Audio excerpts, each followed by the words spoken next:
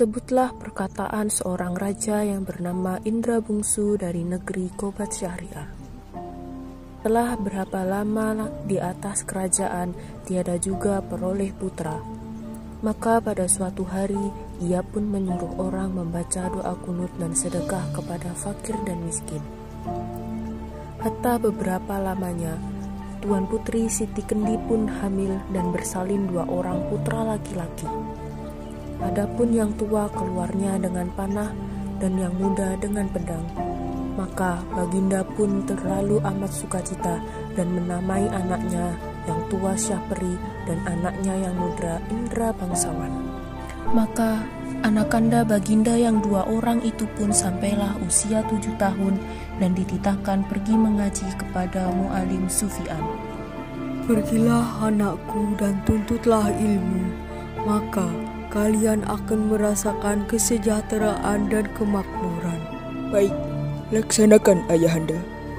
Sesudah tahu mengaji, mereka dititah pula mengaji kitab usul, fikih, hingga saraf, tafsir sekalinya diketahuinya. Setelah beberapa lamanya, mereka belajar pula ilmu senjata, ilmu hikmat, dan isyarat tipu peperangan. Maka Baginda pun bimbanglah, tidak tahu siapa yang patut dirayakan dalam negeri karena anaknya kedua orang itu sama-sama gagah. Ia menceritakan kepada kedua anak-anaknya bahwa ia bermimpi bertemu dengan seorang pemuda yang berkata kepadanya, Barang siapa yang dapat mencari bulu perindu yang dipegangnya, ialah yang patut menjadi raja di dalam negeri.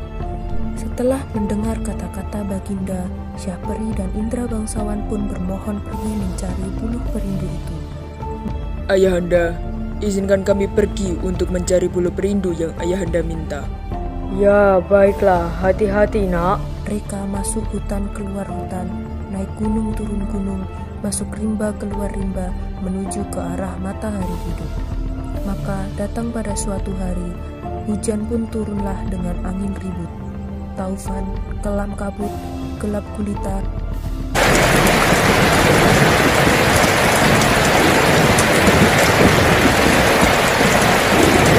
Maka Syahperi dan Indra Bangsawan pun bercerailah.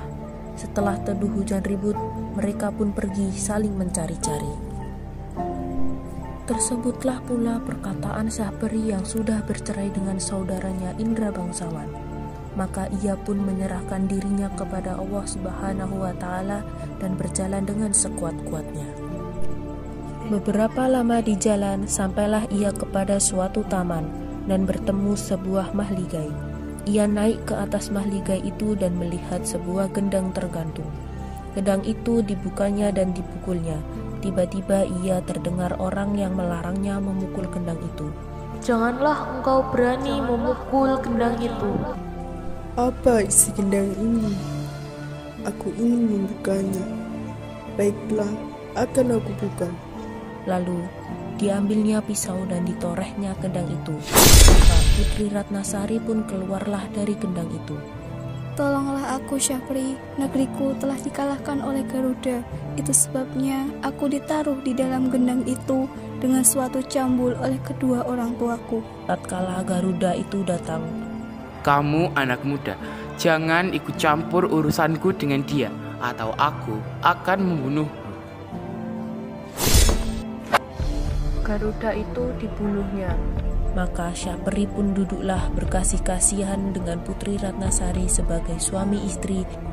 Tersebut pula perkataan Indra Bangsawan pergi mencari saudaranya.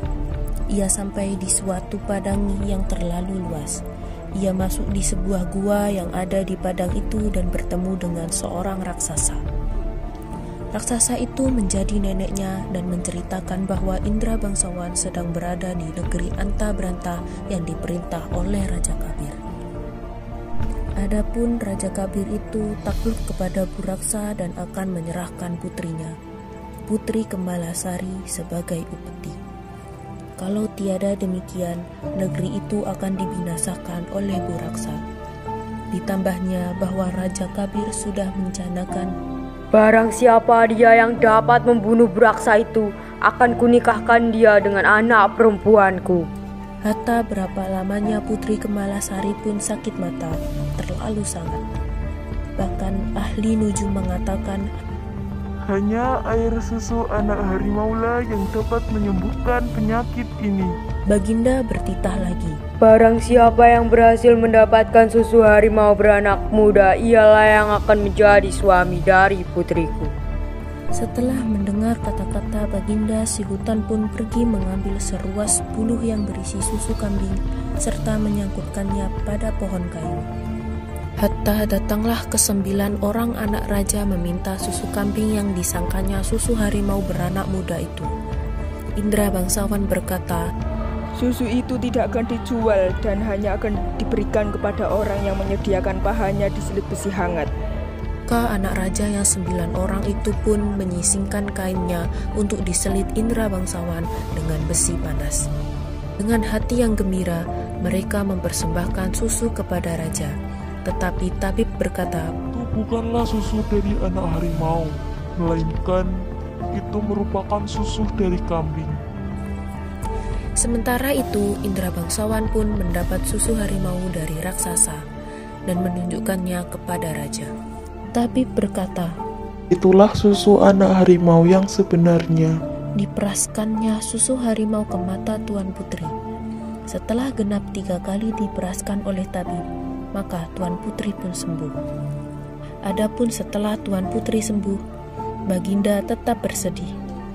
Baginda harus menyerahkan Tuan Putri kepada Buraksa, raksasa laki-laki, apabila ingin seluruh rakyat selamat dari amarahnya.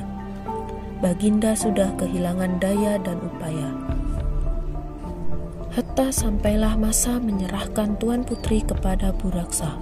Baginda berkata kepada 9 anak raja, Barang siapa yang mendapatkan jubah raksasa akan menjadi suami dari putriku. Saat Buraksa datang hendak mengambil Putri, Putri menyuguhkan makanan, buah-buahan, dan minuman pada Buraksa. Tergoda sajian yang lezat itu, tanpa pikir panjang, Buraksa menghabiskan semuanya, lalu menuguk habis air minum dalam kentong. Tak lama kemudian Buraksa tertidur.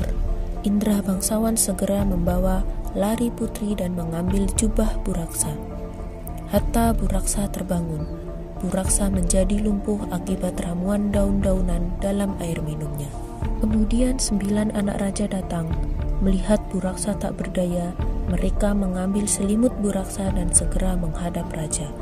Mereka hendak mengatakan kepada raja bahwa selimut Buraksa sebagai jubah Buraksa. Sesampainya di istana, Indra bangsawan segera menyerahkan Putri dan jubah Buraksa. Hatta raja mengumumkan, Dengan ini kunyatakan Indra bangsawan akan segera menikah dengan Putri Kemalasari. Saat itu 9 anak raja datang. Mendengar pengumuman itu, akhirnya mereka memilih untuk pergi.